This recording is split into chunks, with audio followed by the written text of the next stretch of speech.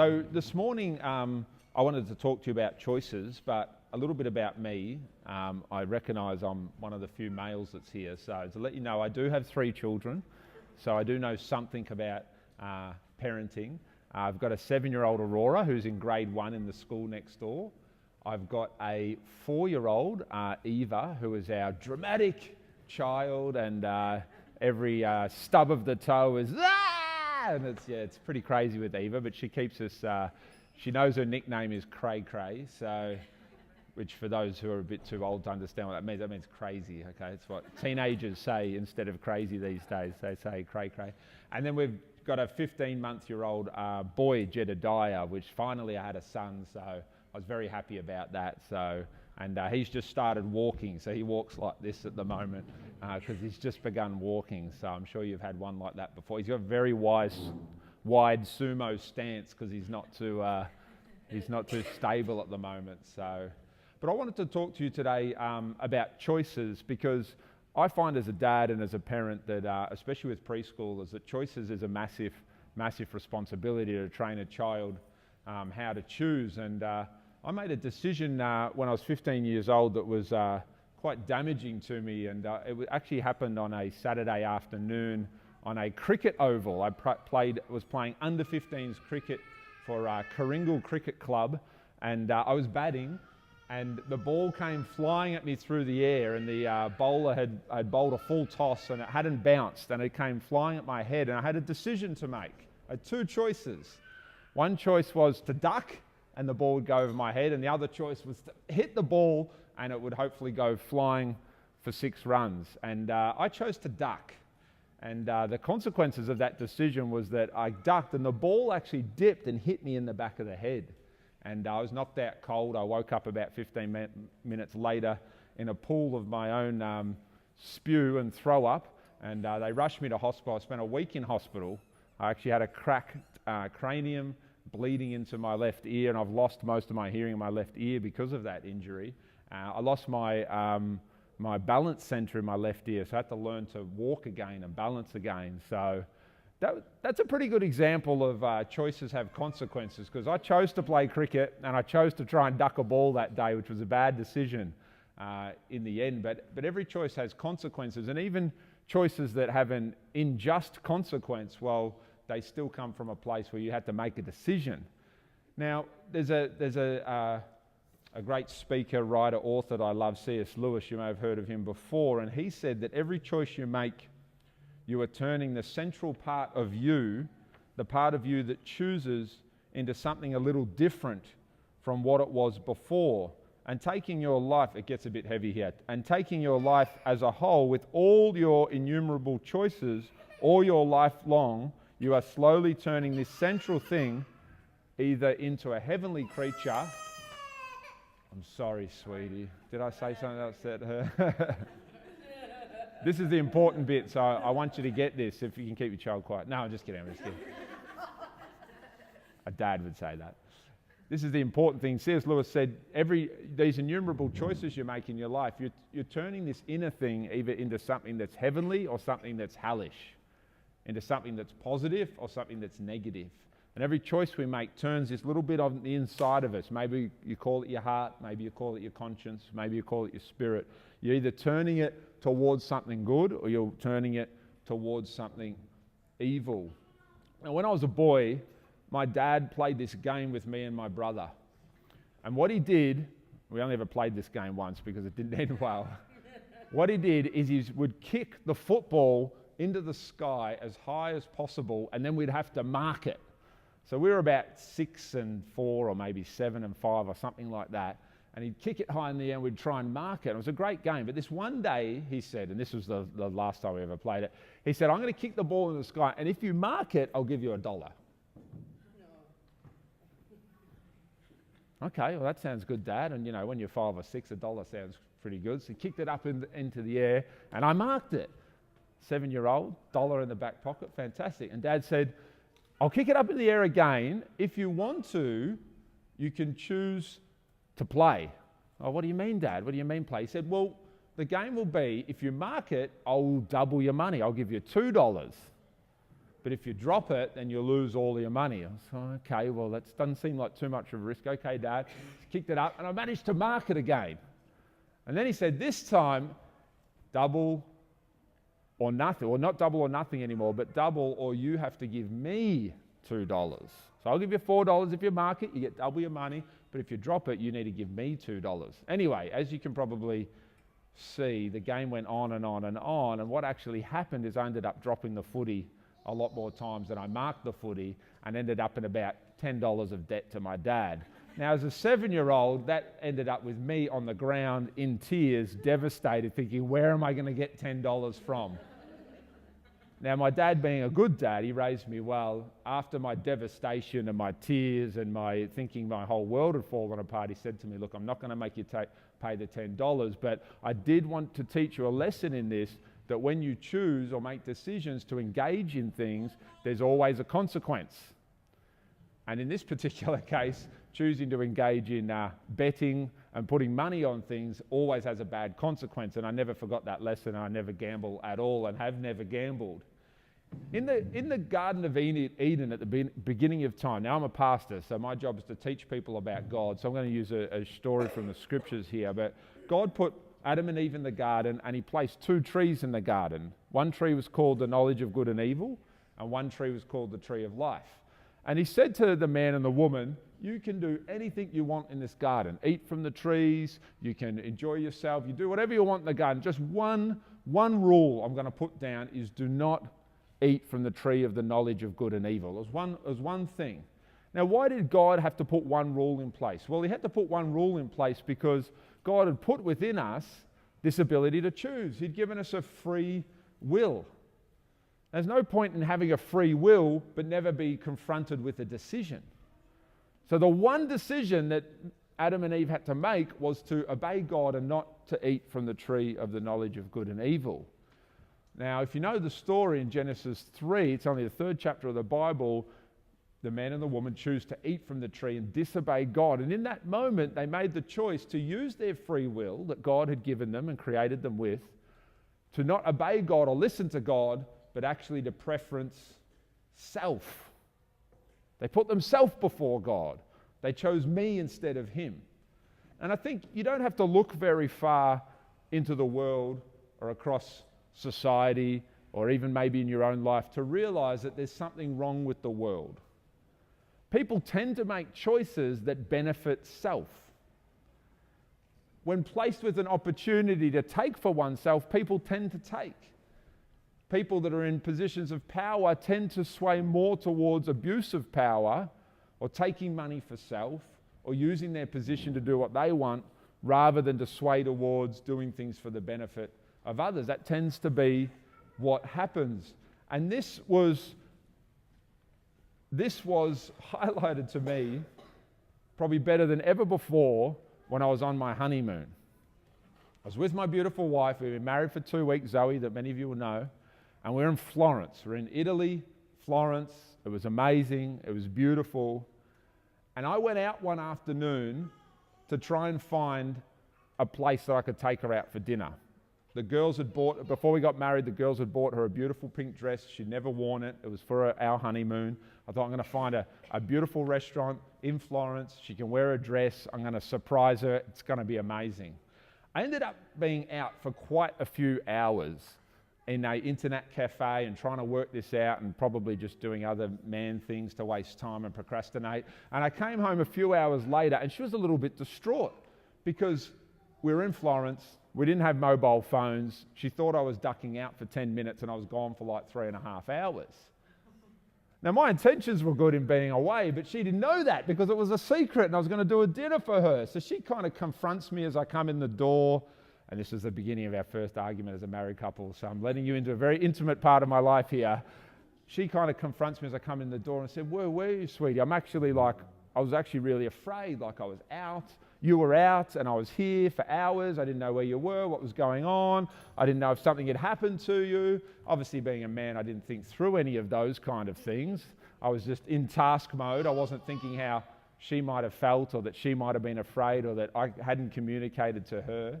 But rather than listen to her, I reacted. And so I put up my defenses and I pushed back on her, and we got into a huge argument, yelling and screaming and all this kind of stuff. And then in the end of this argument, I said to her, well, what I was doing was I was actually organizing a secret dinner for us so that you could wear your dress, and now you've wrecked it because now you know, and there you go, and you've stuffed it all up and we can't do it anymore. And stormed out. And she went into the bathroom and slammed the door and said, you're horrible, and went and cried for the next half an hour. Now, I looked within my heart, and this little creature that I'm forming on the inside here through the decisions I make, and I realized in that moment, man, there's something really sick in me.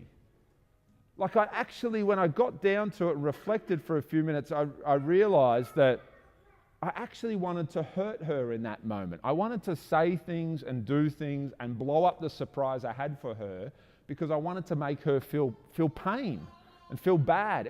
It was the classic self-defense. I wanted her to feel the blame. I wanted her to feel pain. So I used my words, I used my hands, I used drama, and I used the whole secret and blew the secret of taking her out for dinner to try and make her feel bad. And this is probably one of the best examples of, man, in that moment I realized that there's something wrong with me. There's something wrong with all of us. We do things to hurt each other. We do things to take for ourselves. We make decisions, even to the person that I just married, that I love the most in the world. I'd made a choice to try and hurt her in order to put myself before her. And this is the power of decisions, to create life, but also to hurt and create pain. As a parent, as a mother, it was all mums here now, so as a mother, you are responsible, and as a father, I'm responsible for training up and raising a little decision maker. Every one of your children is a little decision maker right now. They're making choices. Do you realize that for an adult, we make about 30,000 decisions a day? Adults make about 30,000 decisions in a day. A child makes about 3,000 decisions. So between your little preschooler now making can you believe that? 3,000 decisions a day that little preschooler is making, but by the time they hit 18, they will be making 10 times the amount of decisions. 30,000 every day. Interestingly, 200 of those decisions are actually just about food. Some of you are like, yeah, that's probably not surprising. If you add your children's food to that, it's probably like 1,000 decisions a day. Isn't that incredible? When they did the research on this, people said they thought they made about 15 decisions a day about food. They actually make about 200. You think every moment, right now where you're sitting, you're making a decision to listen to me or not. You're making a decision to engage or not. Many decisions we make subconsciously. We don't even realize in the moment what we're deciding to do. So you have a preschooler making 3,000 decisions a day, and they have no idea how to make a good decision. This is where parenting comes into stark light, because one of your major jobs is to train them how to make choices, how to be responsible for those choices. Why? Because every choice has a consequence. So there's three things that I really want to hone in on today, and that's choice, that's consequences, and that's responsibility. Three keys. If you remember these things, choice, the consequences of those choices, and then taking responsibility for those consequences, you'll be in a good position. The only way that you can make a choice or know whether a choice is good or bad is if you have a set of values. Again, a key responsibility for a parent is that the values that they create in their home, because those values of your home, of your life, of your marriage, those values become the standard by which you measure good and evil. You measure life or death. You measure what's going to be helpful and what's going to be unhelpful. So I live according to the Christian standards and the biblical ethos for life, and that has helped me so much. How did I know in that moment in Florence that I'd done something wrong? Well, because I have a set of values in my life.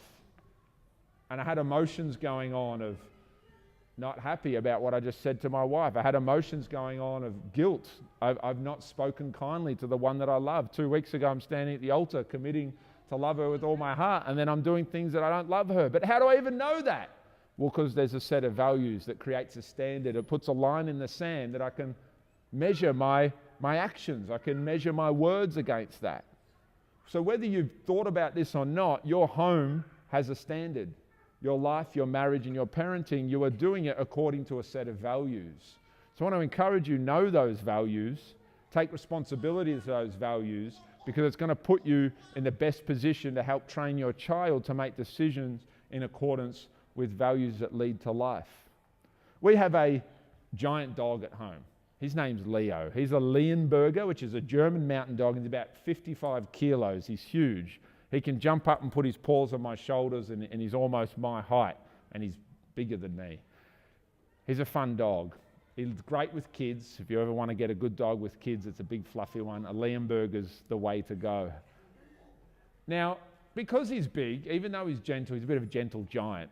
So even though he's gentle and great with the kids and they can pull his ears and tail and climb on him and he doesn't mind, because he's big, he just naturally hurts things that are near him, like plants and small children.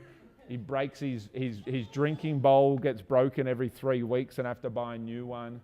So he breaks a lot of stuff just because he's big. He kind of doesn't mean to. He's got a good heart, but he just breaks a lot of stuff. And the other day, Aurora, my 7-year-old, was climbing on top of his back and laying on top of him while he was on the ground. Now, I said to Aurora, 2 things are going to happen here. Either you're going to have a lot of fun and you're going to climb on his back and it's going to be funny and enjoyable, or Leo's going to move, like get up off the ground or jump or fling his head back, and you could get hurt. Now, the difference between what I believe is good parenting and bad parenting is this. I provided her with education around her options and empowered her to make a choice. I didn't tell her to get off the dog because she could get hurt. I told her she could get hurt, but she could also have fun. She's got to make a decision. Now, this is a good story because it went bad for her, but sad for her, but good for this story. Leo did move suddenly because she was like climbing on his head and he flicked his head back, smashed her in the chin. She's crying and all of that. Now she's crying, so I comforted her. I obviously don't send her to a room and go, I told you you could get hurt, now go to your room. Because it's not about punishing her or disciplining her in that moment. It's about teaching her that choices have consequences. Now, she did get hurt, and she came and she hugged me, and I comforted her, and I helped her through it, but I reminded her that Daddy explained to you that you had 2 choices there. You chose to stay on the dog and take that risk, and you got hit in the head. And that's what happens in life. You make choices, and there's consequences. Now, you can take responsibility for that choice by next time being more careful, next time not doing it at all, or you can take the risk again next time. That's up to you, sweetie. Now, that's a great example of an age-appropriate decision for a child to make. I'm not sending her out into the street on her own. I'm not letting her have a boyfriend at 7, but it's a good age-appropriate place to say, you can make a decision here, sweetie. When we make choices or train our children to make choices, first thing we're training them is this. When you make a choice, you make the choice. No one else makes it for you. Choices come from inside. They don't come from outside. When you make a choice, you decide. There's three keys here. I touched on them before. 3 keys to decision making. The first one is choice. When you make the choice, it comes from inside. You become the cause. And every cause, if you remember science from school, every cause has an equal and opposite effect. Now, the effect is the consequence, and every choice will have a consequence.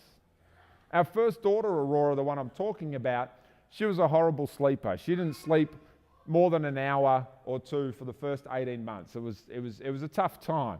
We really pushed us to the edge, physically, emotionally, and now I could sit there and say, this is tough. Well, I did say that. I could sit there and say, this is unfair, and it seemed unfair. But at the end of the day, my wife and I decided to have a baby. The thing is, when you peel everything back, at the end of the day, you have made a decision. Yes, it was difficult. Yes, it seemed unfair. Yes, we didn't choose to have a crying baby, but we did choose to have a baby. And when you have a baby, these things can happen, as you would all know very well. They cannot sleep. They can be sick. They can have disabilities. They can get injured. All kinds of things can happen. This is the reality of having children. The quicker you are to own the fact that choices come from here, on the inside, you're choosing, the more you're actually empowered to deal with any consequences that come up. And this is how we need to train our children. The choice comes from in here, sweetie, and there will be consequences. Some of those consequences can be bad because you made a bad choice, but sometimes there could be consequences even when you make good choices. This is why the third part of decision making is so important, and that is responsibility. Responsibility means that you get to choose your response to the choices you make, even if the consequences are unfair. We can choose our response even to the most horrific things that occur in our life. And if you know anything about Viktor Frankl and his story, the psychologist that endured through the Second World War concentration camps, this idea comes from him. He realized that even in a concentration camp, while he was being beaten by the Nazis, while he was being starved by the Nazis, while he was naked every day, lying on concrete, freezing, he realized that his ability to choose his response to the situation could never be taken away from him. They could take his clothes, they could take his health, they could kill his family, but they could never take away his ability to choose his response to the situation. He could still choose to love his oppressors. He could still choose to be kind to his oppressors. He could still choose to see them as human rather than to see them as monsters. And this is the power of being able to take responsibility. Eva, my 4-year-old that I said before, is quite dramatic. Well, we have a fair amount of drama almost every night at the dinner table. Now, I'm sure you got one child at least like this. She hates to eat. The food comes towards the dinner table, and before she even sees the contents of it, we hear the famous words, "I don't like that." You haven't even seen it yet. "I don't like it. It's chicken. You love chicken. I don't like it." Every night is a drama. And then she sits there and she gets off her seat and she throws her food around, and then it's always a drama. So the other night, she's 4 years old. The other night, I took her off her chair. I left my dinner, which I was enjoying, and I took her off her chair, away from her dinner, away from her sister, her little brother, and mum. I took her over to the corner. And I came down to her level. I knelt down to her level, so looking eye to eye. And I said to her, "Eva, you've got 2 choices here. Either you eat your dinner, and we have a fun night, and Daddy's happy, and Mummy's happy, and you cooperate, and we work as a team, and we all have dinner together, and you can go off to bed, and we can have a story. It can be a nice night. Or either you can choose to not eat your dinner. And Daddy's going to be sad and frustrated, and you're not going to be able to sit at the table, and I know you'll cry, and Daddy's not going to read you a book, and you're going to go to bed sad. I'm not going to be happy. You're not going to be happy. You won't have any dinner, so you'll probably be hungry in the night. Which one do you want to choose, sweetie?" She chose to not eat her dinner. She tends to go that way at the moment. And it was horrific. And there was tears, and there was fighting, and there was trying to get her back, and then she went to her room and screamed for 10 minutes. And then, you know what she says when she's really angry? She says, "You're not my friend anymore." Which hurts a little bit, even though she's only 4. But that's her way of saying she's not very happy. "You're not my friend anymore, Daddy." And she's actually said to me a few times, "I don't love you anymore." She says that to my wife, and she nearly cries. But she's pretty full on, Eva. She speaks her mind. Don't worry about that.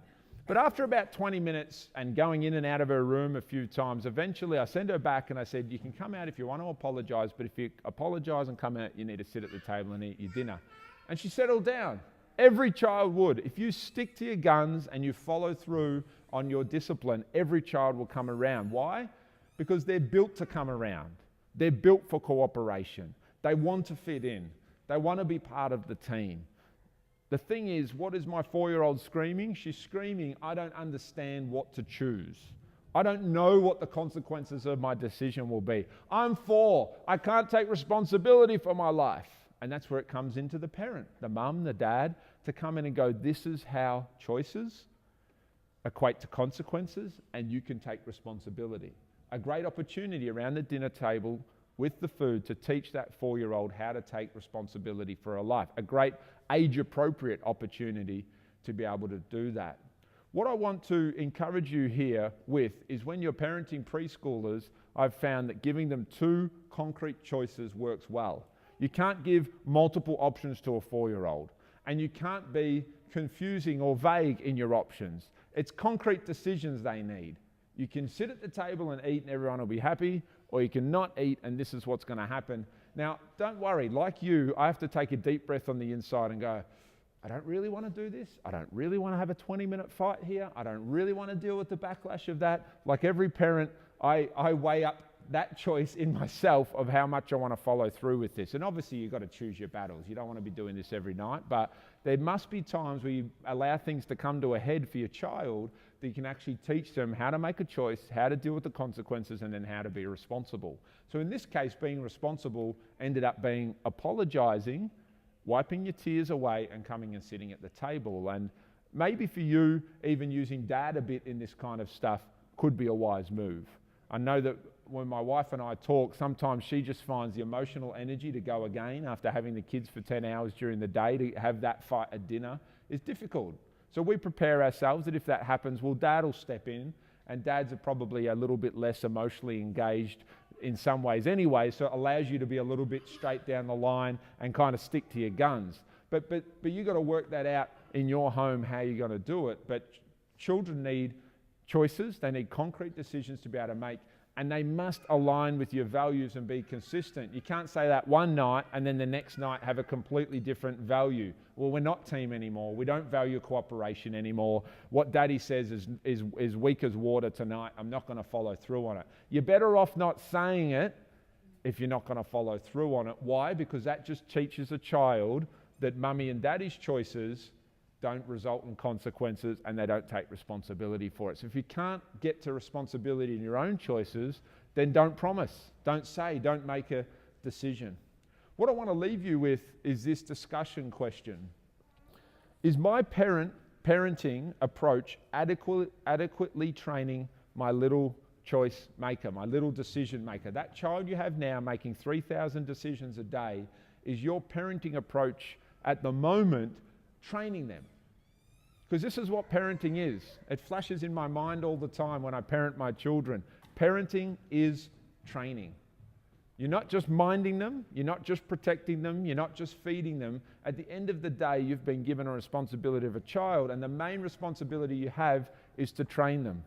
So between the 3,000 choices they make today and the 30,000 they'll be making as a teenager or a young adult, there's a window there, a God-given window to teach them how to make great choices and to be responsible for the consequence of those choices. If you don't approach parenting as training, then you miss these key moments of actually teaching them how to live, how to think, how to choose, and how the world works. We can be in denial, we can be in self-protection, but the reality is we've been given a free will, we've been given the power to choose. Choices have consequences, and even choices and things that are done to us or unfair consequences of our choices can still be dealt with by taking responsibility for how we respond and how we deal with them. We want to teach our children to be resilient, to overcome difficult things, and to know how to come back even if they make poor decisions. Eva could come out of her room and come back to the table, which is a powerful principle already at 4 years old. She's learning,